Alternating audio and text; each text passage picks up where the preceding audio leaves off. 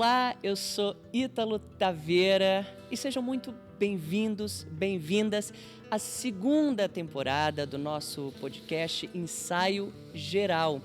Sim, estamos de volta. Eu estava muito ansioso por esse momento. Vocês não sabem o prazer que é estar de volta aqui neste lugar, nesse podcast. Bom, vocês já sabem, mas para quem não sabe, não custa nada repetir, né? Que o Ensaio Geral é esse bate-papo com artistas, produtores, pensadores da cultura, nesse espaço que se propõe a ser um reflexo vivo da cidade, da nossa Belo Horizonte, né? Então sejam muito bem-vindos, acompanhem a gente, vão ter mais episódios ainda esse ano, esse semestre, e sigam com a gente que tá especial. E hoje a gente começa, coincidentemente, com o mesmo tema do primeiro episódio da primeira temporada, teatro. É verdade. E dizem que o teatro ele nasce da necessidade humana de se olhar no espelho.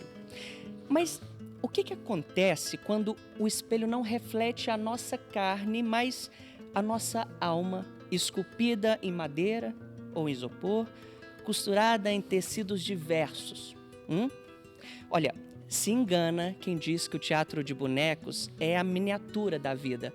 Pelo contrário, ele é a sua ampliação, né? Capaz de dar fôlego ao que era apenas uma matéria bruta no início. Um fio se move e o boneco chora. Um eixo gira e o boneco ama. E se há um lugar onde essa alquimia se tornou um estado de arte, esse lugar tem nome. E tem nome de movimento, de destino, quase que uma profecia. Giramundo. Nascido dos traços generosos de Álvaro, Terezinha e Madu, o grupo Giramundo fincou os pés na história das artes cênicas no Brasil e, por que não dizer, do mundo. São mais de 5 décadas transformando palcos em universos onde Pedros, Alices, Zacarias, onde monstros, heróis, poetas de fios e engrenagens nos ensinam o que significa, afinal, estar vivo.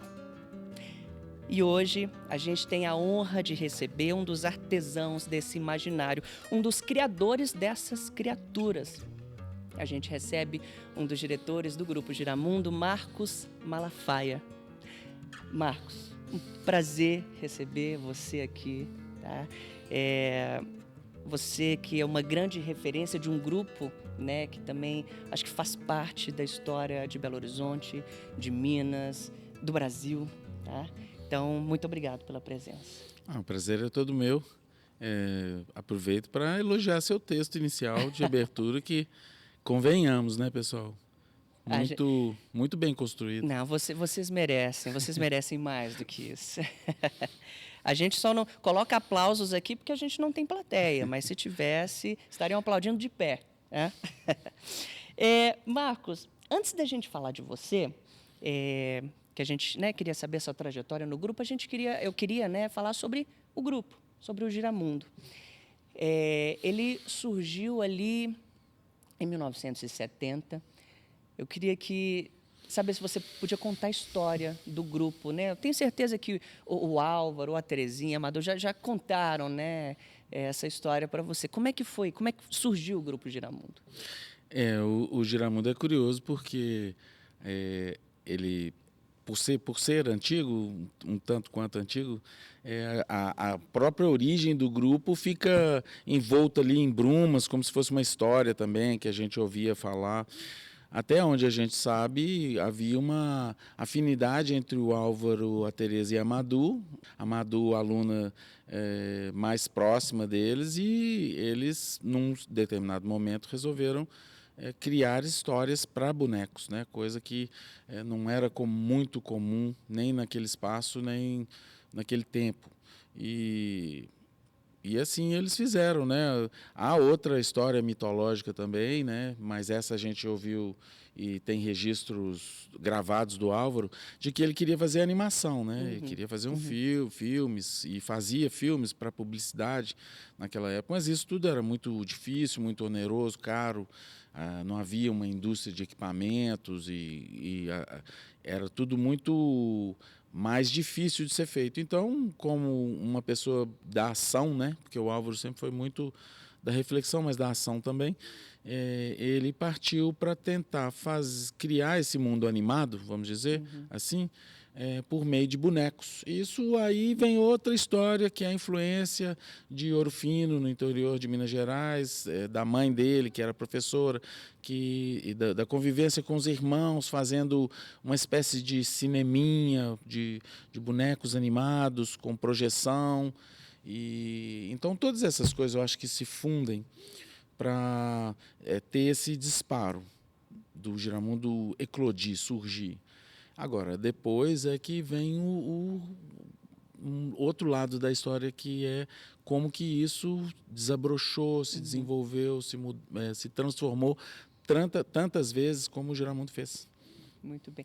Dizem também que foi a Terezinha, parece que ganhou, né, uma bolsa para estudar fora, e o Álvaro foi também, né?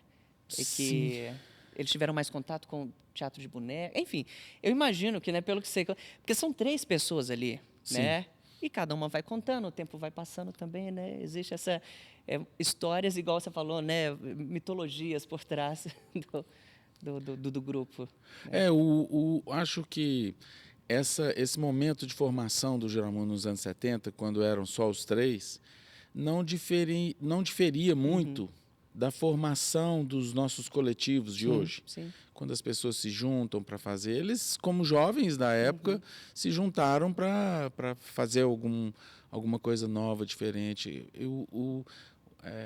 E eles agregaram os saberes, né, vamos dizer assim. Álvaro já era um artista mais consolidado, Tereza também com uma carreira já avançada em termos de linguagem, Madu, por outro lado, em outras formas, também já adiantada, mas viviam os problemas comuns de todo marionetista. Por onde começar, onde estão os livros, como é que eu faço uma pálpebra fechar, como é que eu faço um boneco falar, como é a cenografia. E, nesse ponto, eles tiveram um aspecto muito elogiável, né, assim, de sempre buscarem conhecimento. E aí que surgiram essas viagens e o contato com Charleville-Mézières, com outros grandes marionetistas e grupos de teatro que abriram o leque, vamos dizer assim, expressivo. E aí o Álvaro encontrou as melhores tintas que ele poderia encontrar para fazer para construir, né, os cenários, as histórias e os personagens que ele queria, que foi o teatro de bonecos. Muito bem. E, a partir daí, meio século, mais, né, de história. Agora, então, o grupo surgiu ali em 70, o primeiro a gente estava até conversando antes, o primeiro espetáculo em 71, e aí, 16 anos depois, em 87, você chega. É interessante, você é da Ciências Sociais, que você conta, mas, ao mesmo tempo, caminhando ali paralelamente com Belas Artes, artes plásticas, né? Inclusive, vi uma entrevista sua, que você fala que, desde criança, você tinha essa veia mais performática, né? Do teatro, da criação. Então, acabou que você tinha esse lado mais artístico mesmo, né? E acabou que você encontrou... Como é que foi esse encontro com o Álvaro, com a Terezinha, com a Madu, com o Giramundo? O que te despertou esse interesse? O que fez essa aproximação? Como é que foi esse início seu? O início foi também muito próximo do início de várias outras pessoas no Giramundo, né? Normalmente, nos momentos de montagem, ou no Festival de Inverno, ou nas demandas, vamos dizer assim, de apresentações teatrais, pessoas eram convidadas, indicadas por membros do grupo e convocadas, convidadas e assim a gente começava, né? E havia uma triagem natural. Esse período, dos anos 70 e 80, tudo era muito diferente do que é hoje, no sentido assim, as coisas eram mais informais. Né? As pessoas se encontravam e fechavam acordos ou iniciavam trabalhos, parcerias, de um modo mais humano, num contato mesmo. Né? E assim foi comigo e com várias outras pessoas. E foram duas impressões bem distintas, uma sobre o Giramundo, outra sobre o Álvaro, né?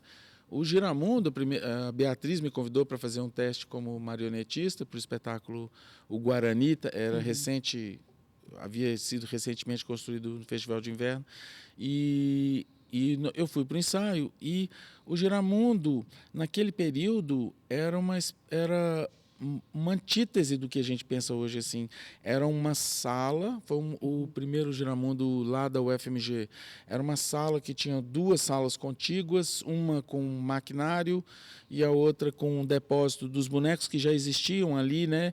15 anos, 16 anos depois da estreia do primeiro espetáculo. Já havia um corpo de bonecos muito consistente, muito volumoso. E o meu primeiro contato foi um contato muito simples, porque havia um caixote, e assim era no espetáculo mesmo, no Guarani, onde um cacique, dentro da trilha sonora, aparecia debaixo de um foco de luz e ali permanecia alguns segundos ao longo da trilha. E isso me chocou muito, porque a gente sempre pensa na animação como um movimento. E ali eu tive a sensação de que a gente era só um pedacinho dentro de uma coisa maior, que é a composição do espetáculo. Não deixa de haver uma frustração, né? Porque eu esperava que o cacique entrasse em batalhas e fizesse estripulias e terminasse gloriosamente, mas ele simplesmente só existia uma presença do boneco, que é uma coisa que a gente vai entender muito tempo depois, né? Dessa presença ancestral do boneco, dessa simbologia, daquela escultura, né? Do que emana do boneco na parte mais essencial dele, que é a escultura, né? Então, foi isso. Agora, o Álvaro não. O Álvaro foi um susto também, né? Porque quando eu fui as primeiras vezes à casa dele, as paredes eram muito cobertas pelos quadros, pinturas, desenhos, e aquilo encaixou muito no meu modo de pensar o desenho, né? Porque o desenho sempre foi meu interesse maior. E eu fiquei parado várias vezes em vários quadros, entendendo, sentindo como que aquilo era feito, tentando imaginar os processos. O Álvaro gostava do processo. Então, os quadros, assim como os espetáculos também, revelavam muito estruturas, camadas, né? Nem tudo precisava estar terminado. Sim. As coisas podiam ficar em andamento. Então foi fundamental para o meu desenvolvimento, muito o contato tanto com o Giramundo quanto com o Álvaro. Agora, você então disse que entrou para o espetáculo, né, manipulando e tudo, mas você chegou a desenhar, confeccionar bonecos? Então, o desenho de bonecos no Giramundo, apesar de ter fases, mas principalmente no começo, porque depois da primeira geração, quando os professores da Escola de Belas Artes, né, Júlia Espíndola, Sandra Bianchi e dentre outros, começaram a se aproximar mais e atuar tanto na cena quanto na construção dos bonecos, houve uma fase um pouco mais híbrida, né, onde o Giramundo era idealizado a muitas mãos, a muitos pensamentos, né? Mas rapidamente o Álvaro passou a ter uma visão da construção do espetáculo, uma visão totalizante. Então, todos os desenhos, do primeiro croquis ao projeto final, executivo, né, que era o que entrava na oficina, eram feitos por ele, o que é uma situação surpreendente, porque isso significa cuidar de 1.500 personagens. Sim. Então, eu acho que não há ainda uma visão clara sobre o que o Álvaro fez, o potencial, né, criativo dele. Isso está ainda enterrado, assim como as mitologias do Giramundo, está enterrado ali em camadas e camadas de desenhos que precisam de um trabalho de recuperação, de compreensão, de organização, que está, inclusive, sendo feito, né, planejado e tendo os primeiros passos dentro do Giramundo. Isso vai ser revelador, sabe? Quando esses personagens... Porque o Giramundo boneco, ele é muito visível. Sim. Então, ele tem cor, ele move, ele fala, ele tem som, etc. Agora, o Giramundo projeto, ele é como se ele fosse um fantasma, um layer, sabe? Apagado, assim, mas ele existe para tudo. Então, é como se fosse matéria e antimatéria. Existe o Giramundo boneco matérico e existe o mundo fantasmagórico dos desenhos de projeto que o Álvaro criou. Não só o Álvaro, depois a gente continuou seguindo o mesmo método, então há uma reavaliação dessa metodologia que parte do desenho e vai para a cena, feita nos anos 2000, né? Ali no período próximo da morte do Álvaro e da Tereza. Muito bem. Agora, como é que você que acompanhava, né, ali de perto, ainda acompanha e tudo, é uma coisa que eu tenho curiosidade, assim, nesse sentido de como é que é esse processo... Tem o processo criativo dos espetáculos, né, que eu acho que a gente pode até entrar depois, mas do boneco em si, né? O boneco, ele vem antes de uma ideia, de um espetáculo, por exemplo, ele vem depois. Como é que é feito isso? Existe outra. Existe um momento que você olha e ele ganha vida ou não? É só quando vai para o palco? Como é que, já que a gente está falando dessa mitologia, né, e tudo mais, como é que isso funciona para você? Assim? Nossa, você descrevendo assim, né? As imagens vêm aos borbotões assim para mim, porque é um processo muito curioso, né, de criação. Porque uma vez que o boneco existe, depois se move, ganha personalidade, viaja para todos os lugares. Eu fico pensando assim, na minha cabeça de humano, eu fico pensando como que deve ter sido a vida do Pedro e o Lobo. Já imaginou? Tipo, 500 apresentações. Imagina o que aquele boneco já passou, né? E depois vai para uma caixa, fica amarrotado, apertado, o lobo aqui, sai para lá, espingarda do caçador, o passarinho. E aí depois sai, aí tem milhares de crianças, a criança puxa, criança move, enfim. Isso tudo veio, curiosamente, de um desenho, de uma ideia. Então, há um caminho no Giramundo que não é único, não é mão única, né? É um vai e vem, mas há um caminho do Giramundo que é um caminho um pouco idealista, né? Ou seja, há uma ideia e ela se materializa em diversos desenhos e aí primeiro a ideia. A ideia, a gente sabe que é uma ideia melhor ou mais interessante quando a gente vibra junto. Então, como a gente vibra, é muito comum no Giramundo a gente arrepiar. E várias pessoas falam assim, gente, arrepiei. Quando fala que arrepiou, isso é sinal de que tem alguma coisa ali. Então, no desenvolvimento do conceito, quando a gente acha nossa, achei um conceito de projeto, de espetáculo, olha que isso, essa conexão, aí você arrepia. Né? Depois, quando você vai para o desenho e você está procurando um personagem, né? E tentando vários caminhos. Às vezes é o caminho da forma, às vezes é o caminho do material, às vezes é o figurino, às vezes é o trejeito dele. Mas quando você, no meio dos desenhos, você acerta, não sei explicar o que é acertar, porque às vezes é até no erro que surge esse acerto.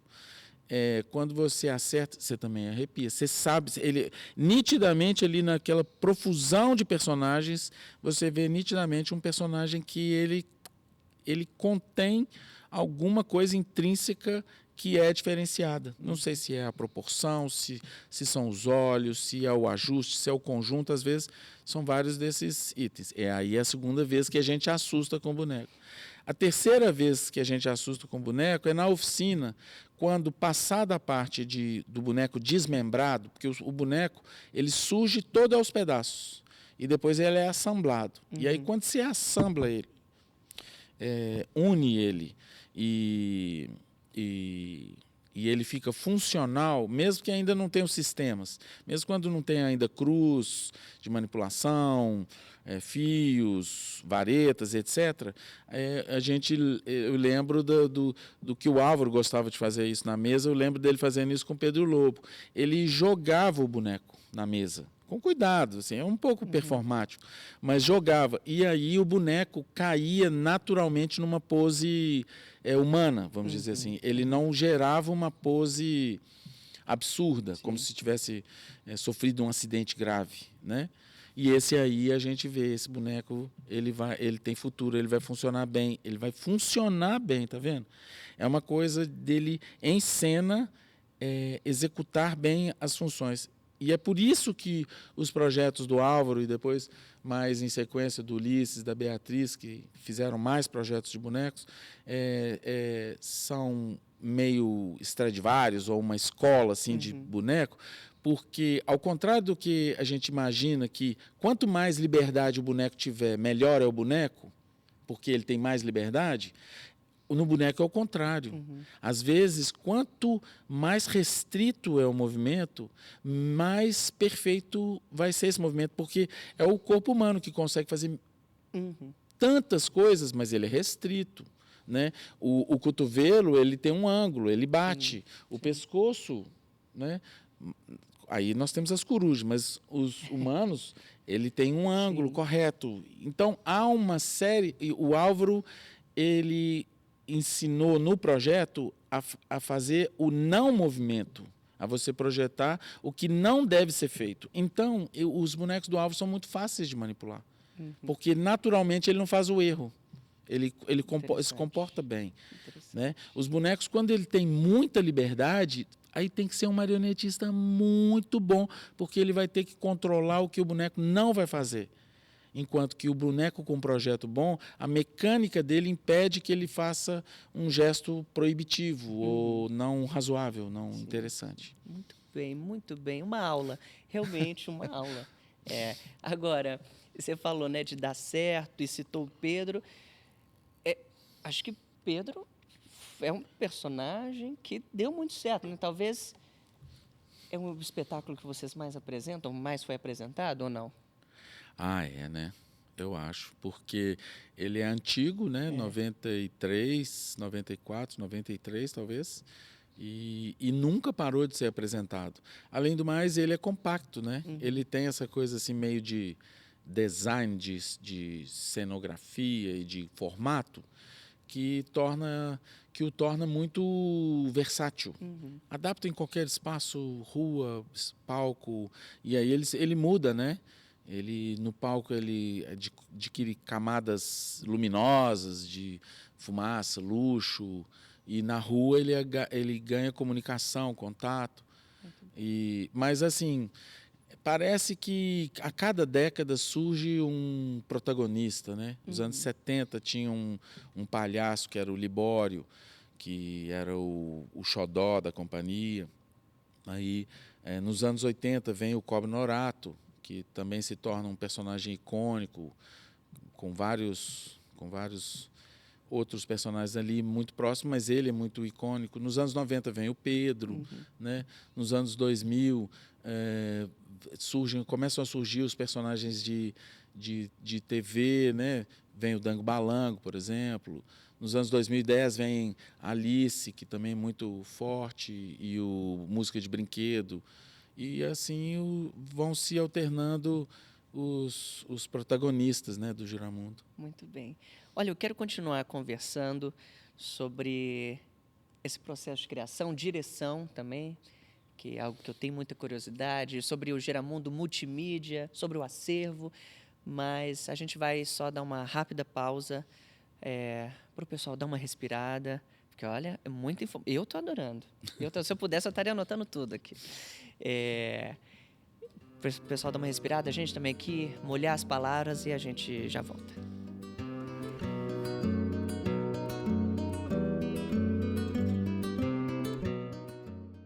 Eu vou aproveitar essa pausa na nossa conversa com o Marcos Malafaia para te fazer um convite. Se você está gostando desse papo, se você curte teatro de bonecos, você não pode perder o espetáculo Alice no País das Maravilhas, do Grupo Giramundo. Vai ser apresentado aqui no Grande Teatro do Cine Brasil no dia 26 de julho, às 5 horas. Esse domingo já, você não pode perder, dentro da programação do Cine em Cena. Os ingressos você consegue aqui na bilheteria física do Cine Brasil, no nosso site e também na plataforma Eventim. Você não pode perder. E se você quer saber um pouco mais desse espetáculo, continua com a gente, que a nossa conversa com o Marcos segue daqui.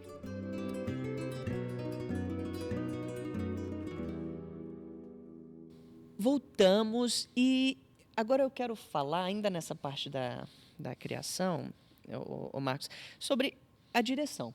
Porque agora, né, junto com a Beatriz, né, com o Ulisses, você participa muito da direção também, né, dos espetáculos. E eu queria saber, assim como eu perguntei, né, dos bonecos, da confecção dos bonecos, né, dos desenhos, como é que funciona esse processo criativo também por trás da direção, né? Porque você imagina, você não está dirigindo só pessoas, você está dirigindo bonecos também, né? Como é que funciona isso?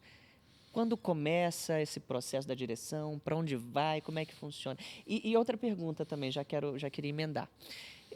Vocês sempre dirigem juntos ou não? Vocês dividem ou cada um vai para uma área diferente? Como é que funciona isso? Começando do fim, né? A gente tem muita harmonia, muita, assim, do trabalho conjunto, né?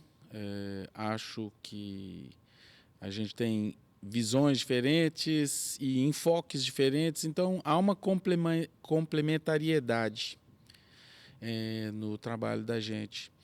Mas, normalmente, a gente dirige projetos de modo independente.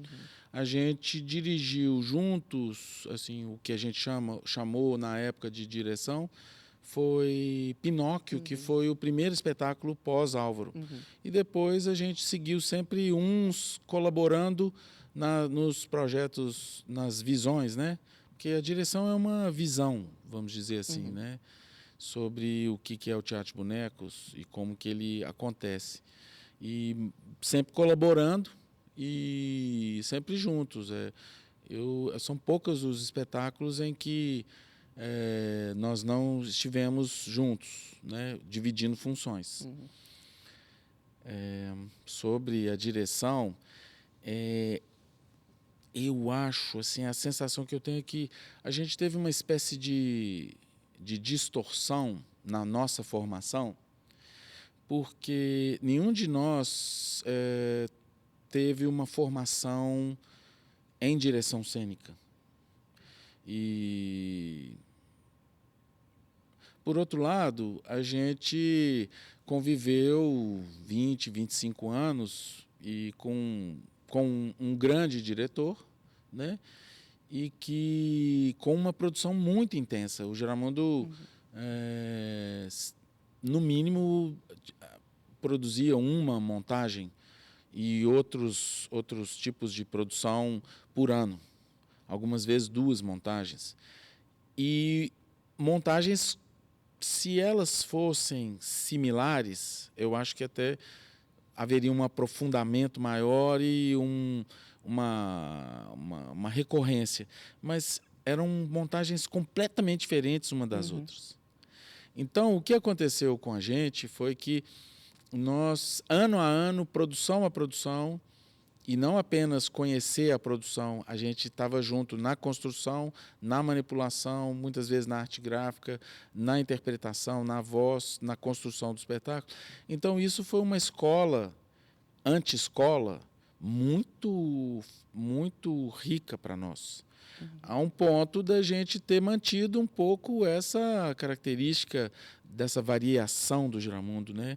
O Giramundo pós Álvaro, ele não se cristalizou numa forma de existir. Ao contrário, né? A gente abriu novos caminhos que não eram possíveis na época do Álvaro, como esse teatro-cinema, né? Esse teatro-animação, esse polo de produção de vídeos, que o Giramundo também se tornou. Então, o que me parece é que a direção realmente é o aspecto mais, do ponto de vista de linguagem, não vejo como, é o mais complexo.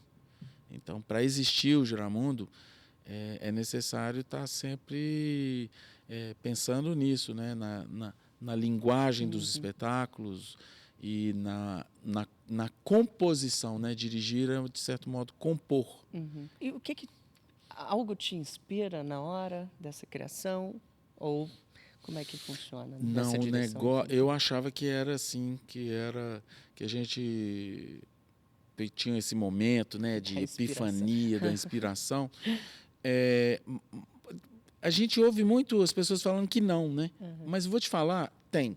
A gente tem alguns momentos, mas não é isso o sustentáculo. Sim. O sustentáculo, por incrível que pareça, as pessoas pensam assim, ó, a evolução dos bonecos, a evolução da cena. Mas o fato é que, à medida em que a gente vai construindo uma sequência de espetáculos, a gente percebe que os espetáculos compõem juntos uma linha, né? Então, é muito comum a gente terminar um espetáculo, uma forma, uma montagem, uma estrutura ali, e no próximo espetáculo, que é outro texto, outro tipo de personagem, outro tipo de linguagem, mas a gente continua uma pesquisa que aconteceu num espetáculo anterior. Seja ela uma pesquisa na trilha sonora, seja ela uma pesquisa na cenografia, na experimentação do figurino, nos mecanismos dos bonecos, na relação do marionetista com o boneco. Então, um espetáculo é só um capítulo precedente do próximo, vamos dizer assim. Me agrada demais esse trabalho de direção, acho um trabalho muito valioso. Eu sou muito sortudo de poder fazer isso. Imagino. E a gente é muito sortudo de assistir isso tudo, né? A magia acontecer, esse ilusionismo, né? Você cita que numa entrevista que você deu, né, que o trabalho né, desses manipuladores, né, no teatro de bonecos, é quase que do ilusionista do circo, né? Porque a pessoa vai assistindo e simplesmente esquece que são bonecos ou que tem pessoas por trás, né? Na sua abertura, você chamou atenção para dois aspectos que são realmente presentes no teatro de bonecos. Que o teatro de bonecos, o boneco em si, né, o boneco é maior do que o teatro de bonecos, né? Ele existe porque o ser humano, na produção da cultura, sentiu a necessidade de diversas formas expressar o que ele é.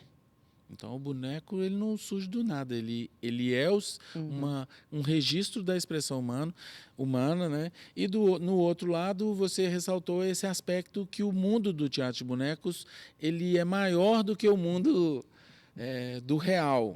E isso é muito verdadeiro. Acho que uma das grandes forças do teatro de bonecos é esse surrealismo, né? Ou para ficar mais próximo da gente aqui na América do Sul e no Brasil, esse realismo mágico. Né? Ou seja, o boneco ilude, às vezes ele parece que é ser vivo e, ao mesmo tempo, ele ganha asas, ele voa, ele ultrapassa os limites da física e se encaixa em formas de expressão que estão mais próximas da poesia, por exemplo, tudo sempre acompanhado da música. Então, essa ampliação do mundo, né, feita e esse retrato do teatro do boneco como um ser humano são aspectos importantes desse campo, né, do campo do teatro de bonecos. Muito bem. Agora, Você, na sua resposta anterior, você falou, né, do Geramundo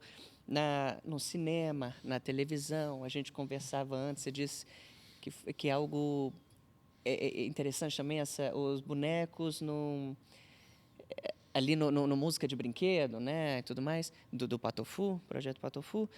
Como é que é adaptar essa linguagem, né, dos bonecos para essas outras mídias? Como é que funciona? Alguma dificuldade ou não? Como é que é? Então, há muitas dificuldades, né? E a dificuldade parece ser um indicativo de algum tipo de valor artístico, né? No sentido assim, é, é, a arte, de certo modo, tem uma relação com a dificuldade. É isso que eu estou querendo dizer. Não sei se a dificuldade ou problemas, né? Uhum. O Giramundo sempre organizou muito a produção em torno de problemas, né? O problema a solução, o espetáculo o espetáculo é a solução de um problema, é a comprovação ou uma experimentação de uma solução de um problema. Pegando essa parte multimídia, já que a gente entrou, como é que funciona equilibrar a tradição, né, do teatro de bonecos com essa inovação? E eu pergunto porque eu lembro por exemplo, o pirotécnico Zacarias, que vocês juntaram ali boneco e cinema e animação. E como é que funciona esse equilíbrio ali? Como é que vocês lidam com isso quando vocês vão criar? Então, agora eu me lembrei, porque você colocou a questão de como que é hoje juntar no Teatro de Bonecos tantas coisas. E aí eu me perdi porque me veio à mente que todo o período do Álvaro, ele não foi caracterizado pela multimídia. Por colocar o boneco, o Álvaro ampliou os limites do boneco de modo endógeno, parece. Ou seja, bonecos pequenos, bonecos grandes, bonecos matéricos, bonecos esvaziados, bonecos estruturais, bonecos lineares, bonecos maciços, bonecos acoplados ao corpo humano, bonecos leves, bonecos translúcidos, ou seja, tudo era uma obstinada investigação do limite do que o boneco pode ser. Né? Os anos 2000, eles tiram o Giramundo do centro desse grande território do boneco e levam o boneco para as fronteiras, para as bordas.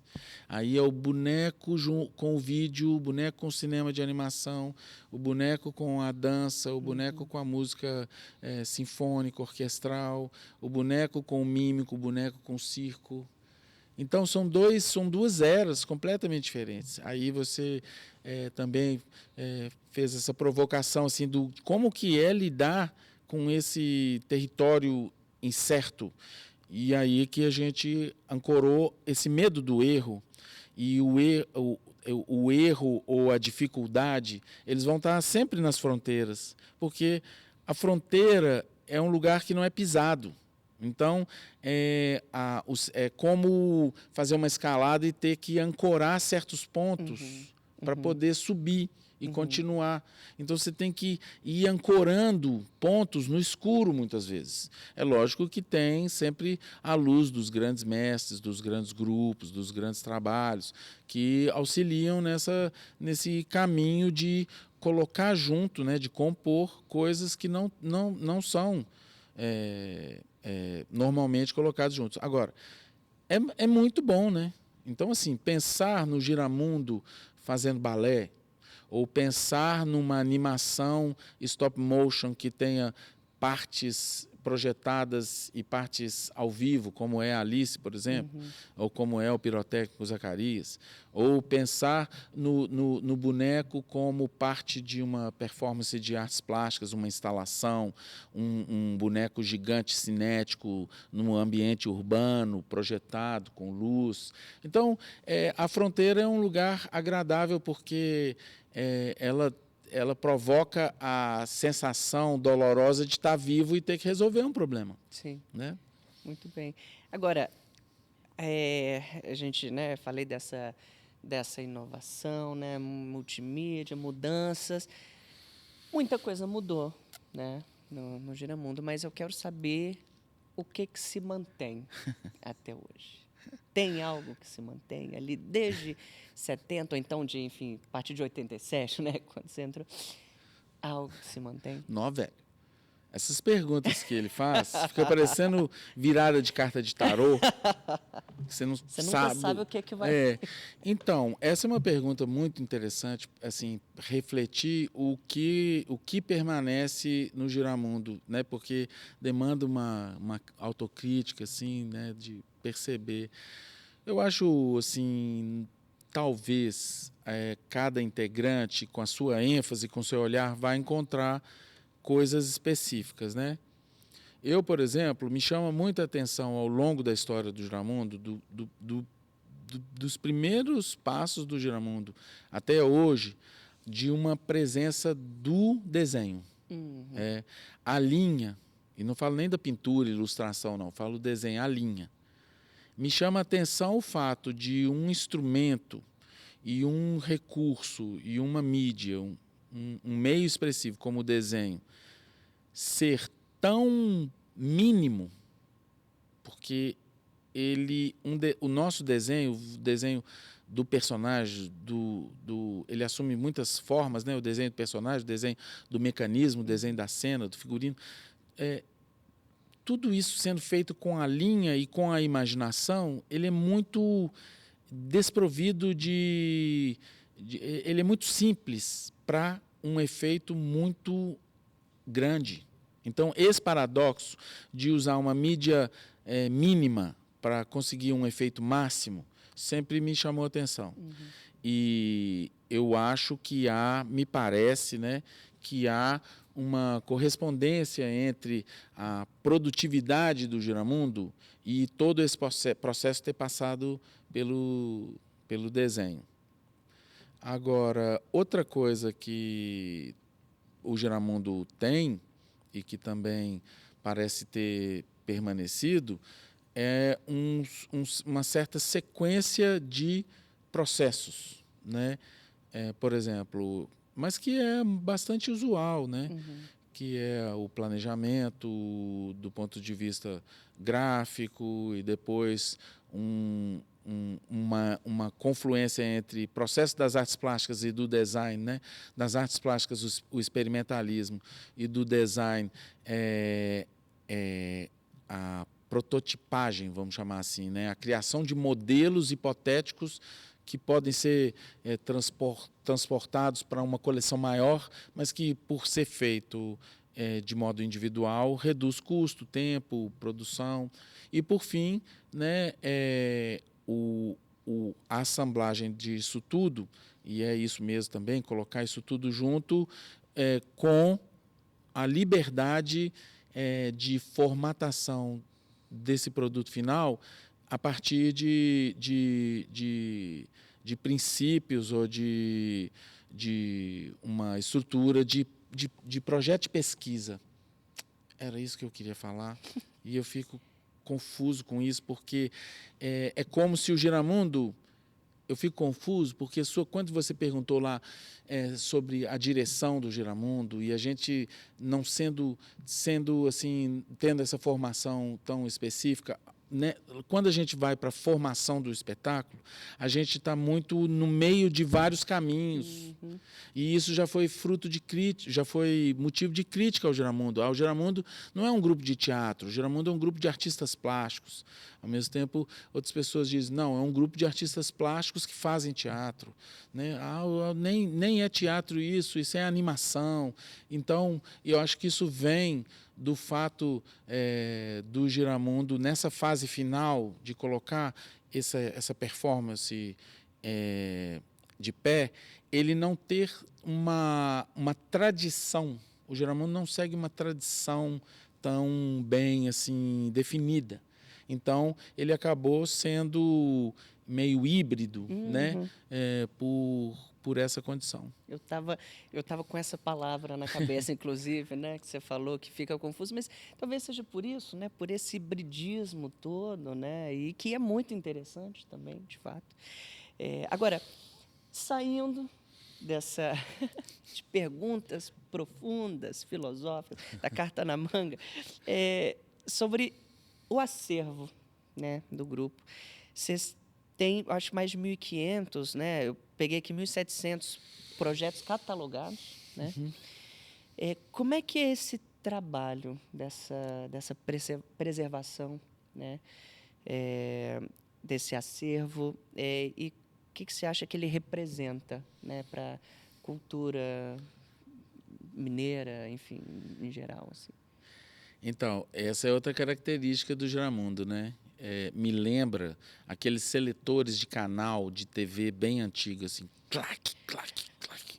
Então, agora a gente muda para um campo, que é o campo da memória, do acervo, e que o Giramundo tem uma força muito grande, porque nesse período todo, o Giramundo cuidou de guardar os bonecos e guardá-los de um modo muito curioso, que é mantendo os espetáculos ativos. Então, o melhor jeito, e aí os bonecos se aproximam dos humanos, de preservar tanto bonecos quanto humanos, é através do movimento, mantendo eles ativos, né? E aí, o que aconteceu foi que, apesar, é triste falar, eu sei que dói, muita gente fica triste com isso, nós também ficamos tristes, mas eu já superei.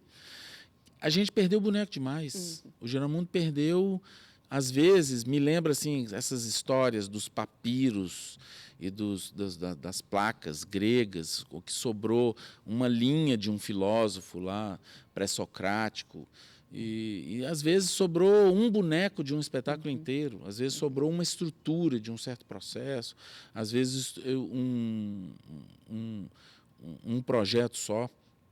Mas mesmo com essa perda residual do acervo, uma das nossas conquistas foi ter conseguido manter o acervo junto.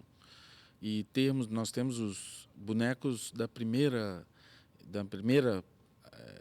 primeiro espetáculo do Giramundo, passando por todos os outros os grandes sucessos, e muitos desses espetáculos estão ativos. Agora, a importância desse acervo é que ele é um grande motor, eu acho, porque a possibilidade das leituras sobre... Eu vi isso no Palácio das Artes, porque no Palácio das Artes a galeria favoreceu isso, porque ela é uma galeria linear. Então nós fizemos uma grande linha do tempo com os espetáculos e a produção do Giramundo. Então muitas coisas ficaram nítidas para nós, né? E você que fez, né, a curadoria? Sim, sim, sim. Então, a leitura do acervo do Giramundo, ela ficou evidente em diversos níveis. Por exemplo, a evolução dos mecanismos, a evolução do uso dos materiais, né? Esse aspecto que você citou, a incorporação de novas mídias. O formato dos bonecos, o tipo do desenho dos bonecos, o tipo de cenografia, a evolução técnica de manipulação. Então, a evolução também da escolha dos temas, textos, os períodos mais brasileiros, outros períodos mais internacionais.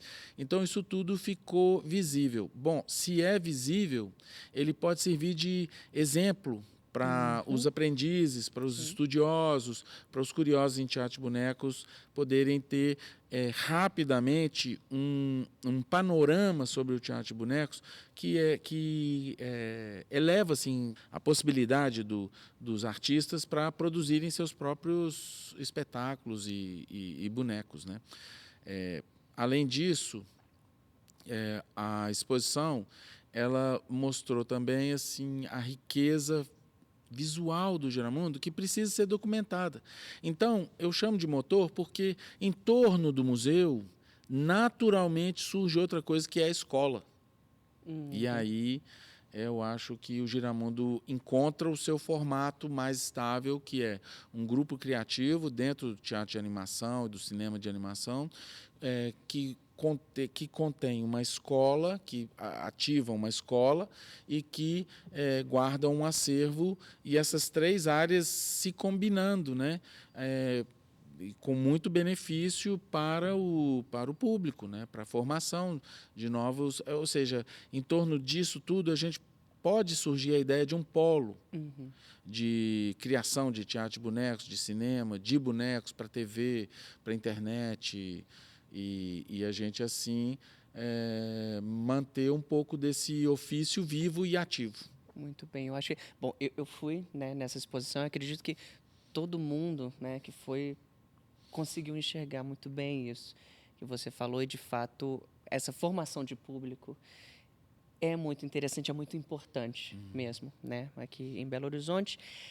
Agora, o nosso tempo está acabando. Eu queria ficar mais tempo aqui, a conversa está incrível, mas o nosso tempo está acabando e vocês vão se apresentar, né, agora no dia 26, com o espetáculo Alice no País das Maravilhas, e eu só queria falar sobre ele bem rapidinho, né? Você contasse como é que foi esse processo, né? Como é que foi essa adaptação, né? dessa obra do Lewis Carroll para o teatro de bonecos.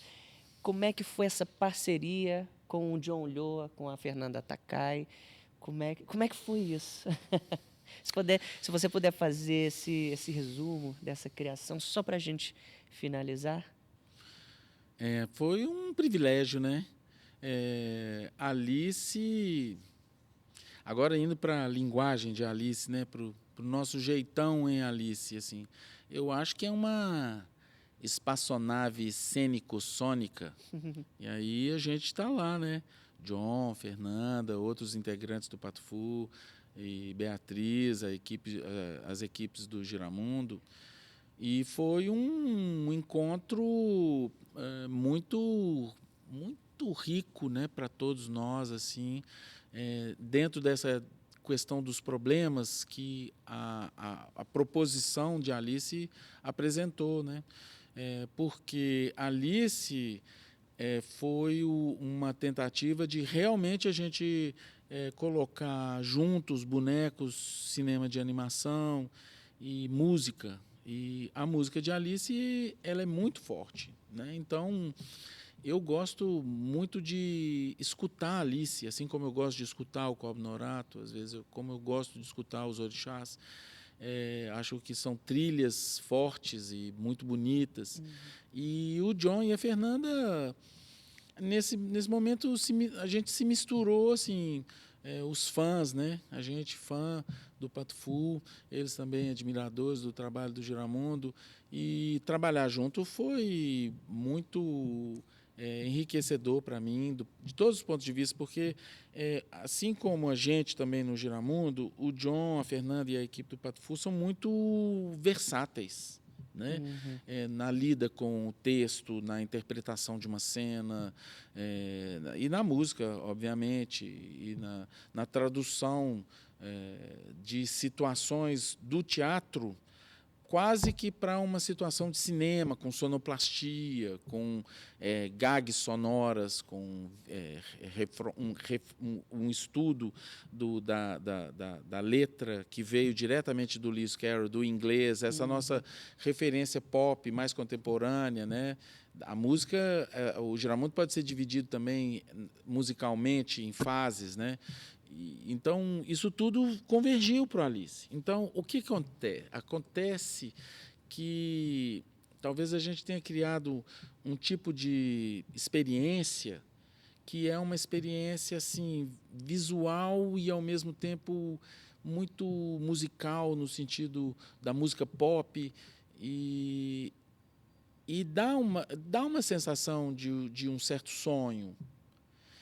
E foi muito curioso para nós percebermos que as crianças A linguagem é muito complexa porque tem muita imagem projetada junto com os bonecos e as histórias acontecendo, e o texto teve que ser reduzido, a gente manteve o original, então a gente perde fragmentos e as histórias ficam não tão claras quanto no livro, né, que é insuperável desse ponto de vista, mas, ao mesmo tempo, as crianças, não sei se pela tela, pela projeção, pela multiplicidade de focos, que é uma coisa que elas treinam, que a gente não treinou na nossa configuração mental original, elas curtem, elas gostam, elas conseguem ler uma coisa que é complexa. E elas conseguem ler não na sequência, elas conseguem ler em bloco, como se fosse uma grande fibra ótica. Então, a Alice é divertido, pessoal, porque tem bonecos grandes, pequenos, bonecos de fio, a música toda hora, e surpresa, o texto é maravilhoso, os personagens são bastante conhecidos, Alice a gente gosta muito de fazer, porque depois a gente encontra com o público e os bonecos lá no foyer,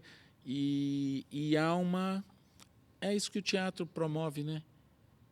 As pessoas se encontram num momento feliz de reflexão e de deleite estético, plástico.